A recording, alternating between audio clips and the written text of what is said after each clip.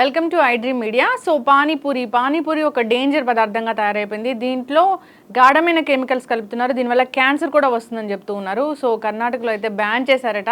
ఇక తమిళనాడు ఆ దిశగా అడుగులు వేస్తుందని చెప్తున్నారు. అసలు పానీపూరిలో ఏముంటుంది, ఎలాంటి కెమికల్స్ వాడతారు, దానివల్ల జరిగే నష్టాలు ఏంటి, దీని గురించిన పూర్తి వివరాలు తెలుసుకుందాం. ఈరోజు మనతో పాటు ఉన్నారు ప్రముఖ డైట్ గురు వీరమచినేని రామకృష్ణ గారు. సార్ నమస్తే. సార్ జనరల్గా పానీపూరి అనగానే దాని మీద మంచి అభిప్రాయం ఉండదు. సో మీలాంటి పెద్దలతో మాట్లాడుతుంటే పానీపూరియా ఎందుకు అలాంటి టేస్ట్ చేస్తారని చెప్తూ ఉంటారు. దానివల్ల అనారోగ్య సమస్యలే అని అంటూ ఉంటారు.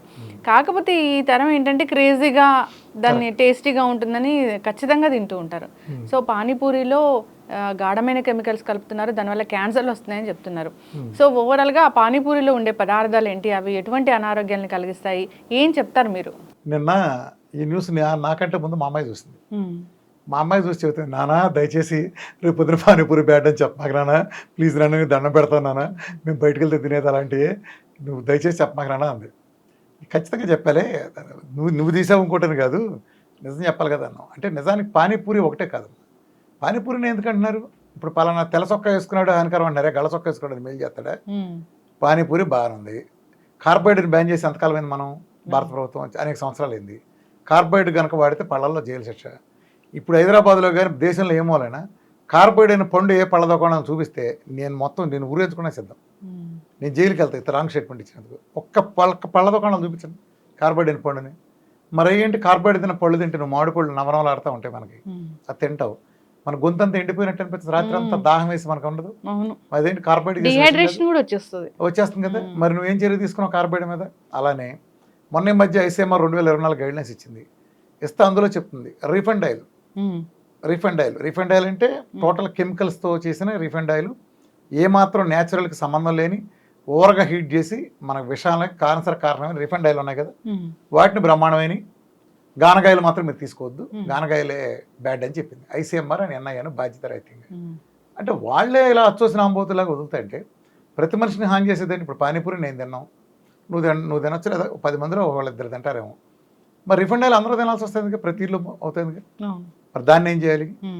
దాన్ని బ్యాన్ చేయటం పోయి ఏదో ఐసీఎంఆర్ లాంటి వాళ్ళు ఎన్ఐఎన్ లాంటి వాళ్ళు బాధ్యత రహితంగా ఎలాంటి పరిశోధన లేకుండా సింప్లీ రిఫైండ్ అనే పేరులో ఉంది కాబట్టి రిఫైండ్ మంచిది అంటే కంపేరిటివ్గా దీంతో పోలిస్తే గానకల బ్యాడ్ అంటారు. గానకల బ్యాడ్ అని బ్లేటెంట్ స్టేట్మెంట్ ఇచ్చారు. వాళ్ళని ఏం చేయాలి మరి? మీరు అదొకటే కాదు కమ్మా, ఫుడ్ అంటే నూడిల్స్ ఉన్నాయి, మైదాతో చేసిన నూడిల్స్ హానికరం. చైనాలో చైనా నూడిల్స్ అని చైనా వాళ్ళు తిడతా ఉంటారు. చైనాలో మైదా పిండి వాడితే జైల్లో పెడతారు. అరుదుగా పొందులకు పెట్టి ఆహారం వాడటానికి, ఆహారం కొరత వచ్చినప్పుడు వాడటానికి మాత్రమే మైదా పర్మిషన్ ఉంది. మరి మైదా పిండి నూడిల్స్, మైదా హార్మ్ఫుల్ కదా, హార్మ్ఫుల్ సబ్స్టెన్స్ కదా. మైసూరు బజ్జీలు వేసేది మైదాతోనే కదా, మన బటర్ నాన్ చేసేది అంతా మైదాతోనేగా, మరి తీవ్రంగా హానిగా, మరి వాటిని కూడా బ్యాన్ చేయాలిగా. ఆరోగ్యాన్ని హాని చేయింది ఏది? మనం ప్రతి చోట వేసే కలర్ హానికరమైంది. ఇప్పుడు పానీపూరి అన్నారు, నిజంగానే హానికరమైంది ఇది వాస్తవంగా. ఎందుకంటే అసలు ఇది హైజీన్ ఎన్విరాన్మెంట్ జరగదు. అంటే చిన్నాళ్ళు పర్లేదు, కానీ పెద్దళ్ళు అయితే కాళ్ళతో తొక్కుతున్నారు దాన్ని. గతంలో కూడా అనేక వీడియోలు కూడా వచ్చినాయి. ఆ మిక్సర్ లోపల కలుపుతారు కదా కూర, దాన్ని కాళ్ళతో కలుపుతున్నారు వాళ్ళు, ఆ తొక్కుతున్నారు కాళ్ళతో, అంటే మెత్తగా ఉండటం కోసం. దానికంటే ఆ నీళ్లు పెడతాడు, హైజీన్టే ఉండదు. కొంతమంది అంటే వాళ్ళు ప్లాస్టిక్ కవర్లో వేసుకుంటారు, ఆ చేతితో ఉంచుతాడు. ఆ గోళ్ళకు ఉండేది దరిద్రం అంతా ముంచటం చేయటం. హైజీన్ చేసినా మనకు వచ్చే గ్లాసులో హైజీన్ ఉండొచ్చు, కానీ నువ్వు పెద్ద రెస్టారెంట్కి వెళ్తే వాడు లోపల కలిపేదంతా మళ్ళీ హైజీన్టీ లేదు. అసలు ఉన్నది ఏంటంటే వీళ్ళు ఇదొక ప్రమాదం అయితే నిల్వ ఉంచుతారు. వీళ్ళు అన్నిటికంటే ప్రమాదం అయింది నిల్వ ఉంచుతారు. ఇందులో కలర్ కలపటం, కొన్ని ఎడిక్టివ్స్ కలపటం ఖచ్చితంగా నేరమే, ఖచ్చితంగా క్యాన్సర్ దారితీస్తాయి. కానీ ఎందుకుని దాన్ని అంటున్నారు, ఎందుకు దాన్ని ఒక్కదాన్ని దాడి చేస్తున్నారు, ఎందుకని మిగిలిన అన్నింటిలోనూ అదే పని చేసినప్పుడు దాన్ని ఎందుకు చేయట్లా?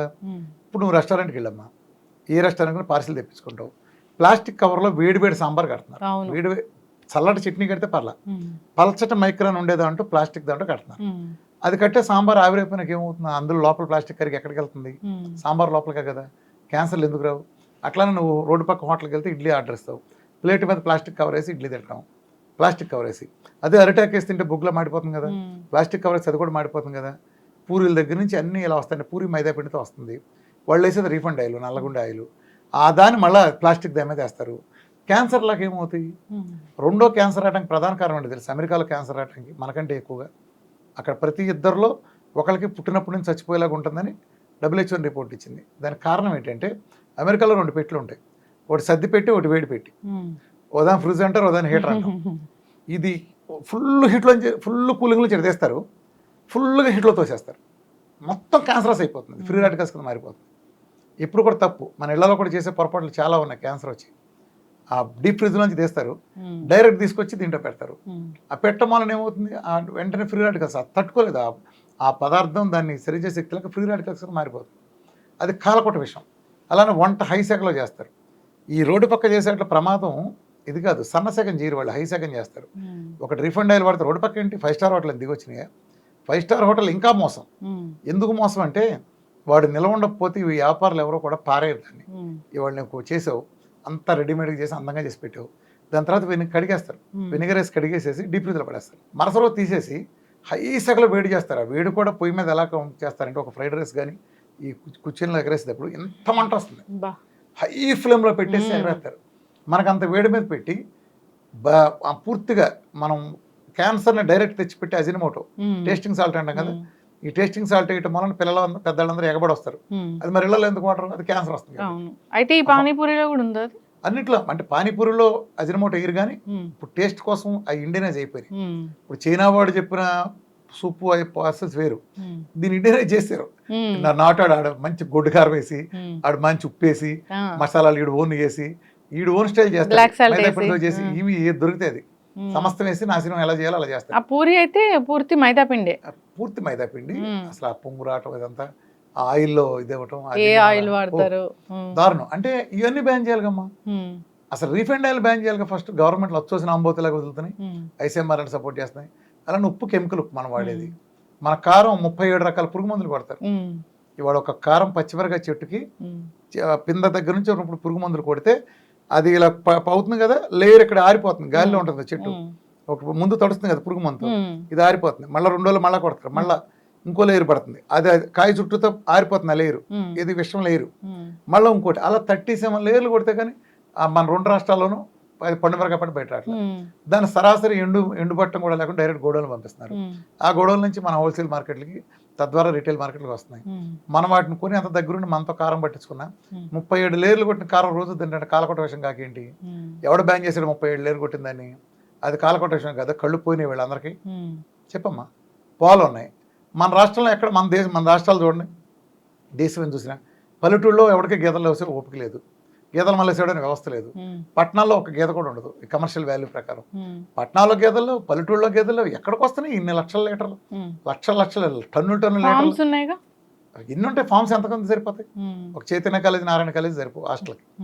ఫార్మ్స్ ఉంటే ఇన్ని కోట్ల మంది జనాభాకి ఎక్కడ ఒక్క గేదె లేకుండా ఉండే చోట ఇన్ని లీటర్లు ఎలా సప్లై చేస్తాం 24 hours? నువ్వు ఎన్ని లారీలు అడితే అన్ని లారీలు ఇస్తాడు, నేను ఎన్ని అడిగితే మరుసటి రోజు వాడిస్తాడు. ఎక్కడి నుంచి ఇస్తున్నాడు? నిజంగా వీళ్ళకి ఆడిట్ చేసే దమ్ము ఉందా? ఇన్ని లీటర్ల పాలు ఇన్ని పాల కంపెనీలోకి వెళ్తున్నాయి, ఇన్ని పాల క్యాన్లు ఇదిగో ఈ 10,000 లీటర్లు దీంట్లోకి వెళ్ళినాయి. సో 10,000 లీటర్లో 10,000 లీటర్లు బయట రావాలి కదా. 10,000 లీటర్లు అక్కడ వచ్చేది 1000 లీటర్లు కూడా రావు. ఇక్కడ 50,000 లీటర్లు ఎట్లా వెళ్తున్నాయి? వాళ్ళు ఆడిట్ అడిగితే సరిపోతుంది. బస్తాల లోపలికి ఎందుకు వస్తున్నాయి అడగలగా పాల ఫ్యాక్టరీలోకి? అచ్చోసిన అంబోతుల్లాగా వాళ్ళు నిలువున దోచుకుంటాయంటే పాల కంపెనీలు వాళ్ళందరూ మొత్తం పెద్దల స్థాయిలో ఉన్నాయి. వీళ్ళు అడిగే దమ్ము ఒక్కడికి లేదు. ఎవడురా లోకు అంటే రోడ్డు పక్కన ఉండే పానీపూరి అమ్మడు లోకువ. వేయాల్సింది ఏమన్నా బొక్కలో ఫస్ట్ పాలు చెక్ చేయండి.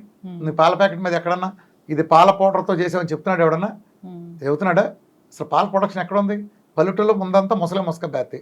మన తల్లిదండ్రులు, పెద్దవాళ్ళు, తాతలు ఉంటారు. ఎవడుంటాడు? వాళ్ళు అడుగుంగి సేవ వాళ్ళకి ఒకప్పుడు చేసేవాళ్ళు పని.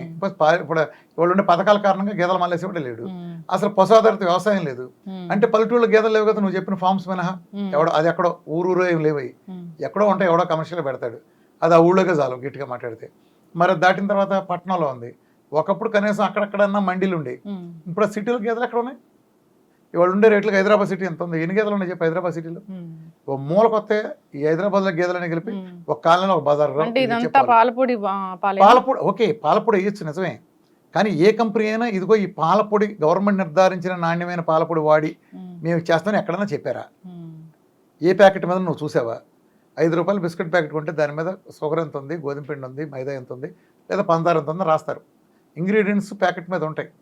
2 రూపాయలు పెట్టి నువ్వు ఏది కొన్నా దాని మీద ఇంగ్రీడియంట్స్ ఉంటాయి. ఆ లోపల ఏముందో తెలుసుకుంటూ ప్రపంచవ్యాప్తంగా వినియోగదారుడి హక్కు. మరి నువ్వు 30 రూపాయలు పెట్టుకునే పాల ప్యాకెట్ మీద ఏమి రాయిపోతే నువ్వేం భావిస్తావు?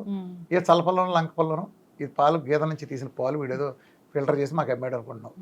ఆడు కొన్నయన్ని ఆడు నీకు అమ్మినయన్ని అసలు ఎన్ని సేకరిస్తున్నాయి? అసలు వీటిల్లో పాలతో తీస్తే అసలు నీకు ఈకోలీ బ్యాక్టీరియాలు ఎందుకు వస్తున్నాయి? ఇవన్నీ ఎందుకు వస్తున్నాయి? పాలల్లో యూరియా ఎందుకు వస్తుంది? 28% పాలలో యూరియా ఉంది. అసలు యూరియా ఎక్కడది? యూరియాతో పాలు చేస్తున్నారు కాబట్టి ఇవన్నీ పట్టుకోరా?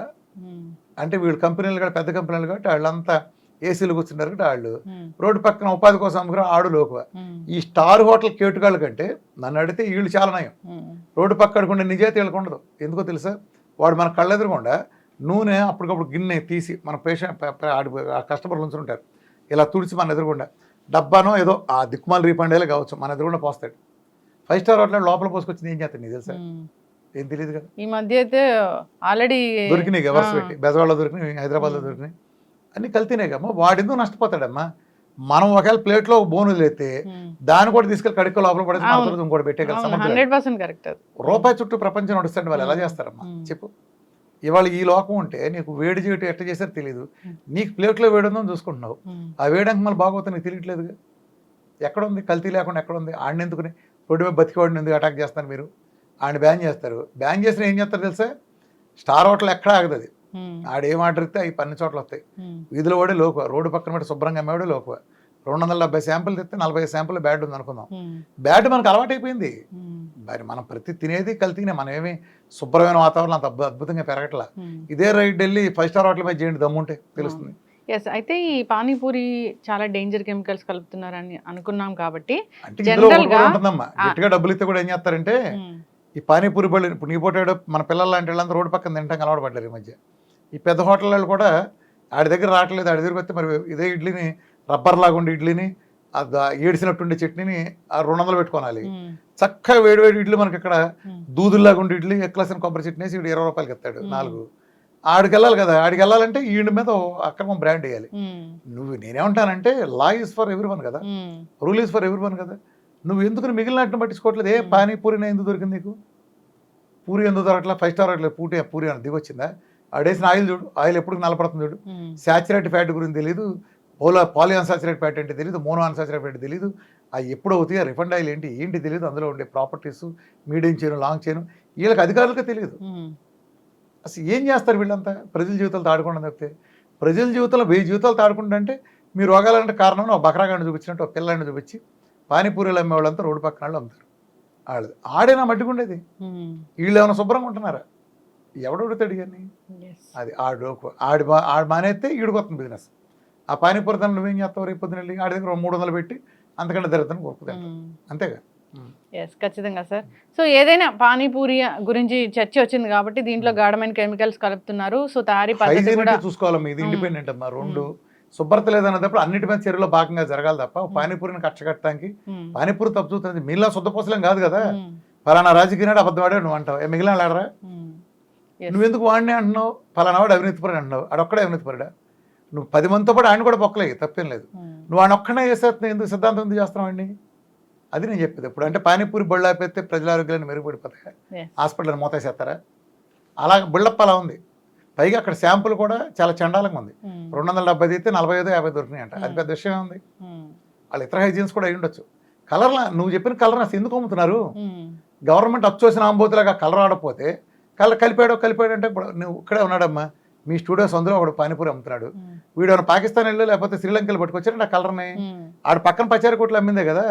నువ్వెందులో దౌర్భాగ్యుడు అది అమ్ముతున్నావు? సిగ్గున లేదురా గవర్నమెంట్కి? నువ్వు దౌర్భాగ్యుడు, నువ్వు అమ్మకపోతే ఆడు అవుతాడా? నువ్వు కలర్ను మూసేయి, కలర్ను దొరకకుండా చేయి. ఇప్పుడు ఏదన్నా కష్టమా? కానిస్టేబుల్ కాదు చెప్పండి. మీ ఊళ్ళో ఒక కానిస్టేబుల్ కాదు చెప్తే పరిశోధన చేసి ఎక్కడి నుంచి వస్తున్నాయి ఫ్యాక్టరీ అక్కడ కూడా చెబుతాడు. నీ అభ్యంతరం కలర్ కలుపుతారంటే సన్నాసి. కలర్ ఎక్కడ కలుపుతున్నారు? ఎందుకు అమ్ముతున్నారు? నువ్వు పచారి కొట్లు ఎందుకు ఉంటాయిందిరా?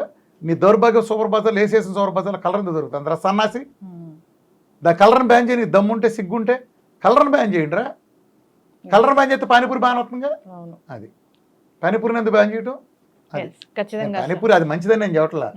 దాంతోపాటు బ్యాన్ చేసిన మొట్టమొదట ప్రభుత్వాలు అచ్చోసిన ఆంబోతుల్లాగా వదిలిన ఐసీఎంఆర్ ఎన్ఐఎంలు భుజాలకు ఎత్తుకుని చెరువు భుజాలను ఎత్తుకుని జై బాహుబలి రేంజ్లో కీర్తిస్తున్న ఆ పెంట నీచపు కెమికల్ రీఫండ్ ఆయిల్, ఆ కెమికల్ భారతదేశాన్ని పట్టిపెడిసిన ప్రపంచాన్ని పట్టిపెడిన దౌర్భాగ్యం, దాన్ని బ్యాన్ చేయాలి. సినిమా హాళ్ళలో అడ్వర్టైజ్మెంట్లు ఫస్ట్ చేసిన అయ్యి ఈ పాల ప్యాకెట్లు, మన గవర్నమెంట్ అమ్మే ఉప్పు ప్యాకెట్లు, ఈ అచ్చోసిన ఆంబోతులు ఆయిల్ ప్యాకెట్లు వేసి సస్తారా ఇదిరా క్యాన్సర్ వచ్చిందని చెప్పండి. అది చెప్పాలి, ఇది కాదు పానీపూరి కాదు. ఎస్, ఖచ్చితంగా సార్. సో ఏదైనా ఇవన్నీ కలిపిన పదార్థాలు తీసుకుంటే వచ్చే అనారోగ్య సమస్యలు, సో మీరు అన్నట్లు దాంట్లో సాల్ట్ కలర్ని బ్యాన్ చేయి. కలర్ నువ్వు ఆడు అజినమోటో దొరుకుతుంది, అజినమోటోని బ్యాన్ చేయి. నువ్వు అందులో ఏమైతే కలుపుతున్నావు ఆడు ఆకాశం నుంచి తేలేదు. నువ్వు వచ్చోసిన ఆంబోతులు సూపర్ బజార్ ఆడే అమ్ముతున్నాడు. ఈ సూపర్ బజార్ అని నమ్మనికుండా చేయి, ఆడు తేలేడు నీకు. ఆడ సృష్టిస్తాడా ఏమన్నా? కలర్ మ్యాన్ వాడు సృష్టించాడు పానీపూరి బండాడు. హైజీన్ కూడా మెయింటైన్ చేయాలని కోరుకున్నాం. హైజీన్ మెయింటైన్ చేయాలంటే హైజీన్ ఆడే శుభ్రంగా ఉంటాడు. నువ్వెలా డిసైడ్ చేస్తావు? 5 స్టార్ హోటల్ గదిలోకి వెళ్తే లోపల ఏం జరుగుతుంది నీకు తెలుసా? ఆడేం చేస్తే తెచ్చాడు నీకు తెలుసా? నువ్వు బయట నీ ఎదురుకుండా చేస్తున్నాడు కదా. అట్లీస్ట్ ఆడు నిజాతి ఏంటంటే నీ ఎదురుకుండా డబ్బాలు ఆయిలిపోతున్నాడు, నీ ఎదురుకుండా బజ్జీ వేపిస్తున్నాడు. ఆడు నువ్వు ఎలా తప్పడతావు? ఆడు హైజీన్ లేడని ఎలా మాట్లాడతావు నువ్వు? హైజీన్ అంటే వేసుకున్న సూట్ ఉంది, వారం రోజులు గుందన్న సూటు గొప్పదా, లేదా ఆ రోజు అప్పుడే ఉతికేసిన కాటన్ చొక్కా అది గొప్పదా? వారం రోజులు ఉతకం సూట్ అయితే నీకు ఓకేనా? అది హైజీనా? Who will decide that? So మీరు అన్నట్లుగా మొదటి నుంచి పాలు కావచ్చు, సో రిఫైన్డ్ ఆయిల్స్ కావచ్చు, ఇలాంటివన్నిటి మీద కూడా ఖచ్చితంగా చర్యలు తీసుకోవాలని కోరుకున్నాము. ఏదైతే కల్తీ జరుగుతుందో ఆ కల్తీ జరగకుండా ఆపాలని కూడా కోరుకున్నాము. సో నిజంగా ప్రజల దగ్గరకు వచ్చి వాటిని వాడాక మళ్ళీ అప్పుడు రీసెర్చ్ చేసి ఇది మంచిది కాదని చెప్పే కన్నా వచ్చే ముందే దాని మీద ఖచ్చితమైన అవగాహన ఉండాలి. క్యాన్సర్ కలిగించి అన్నీ చేయాలి. ఎస్, చాలా చక్కటి ఇన్ఫర్మేషన్ అండి, ధన్యవాదాలు.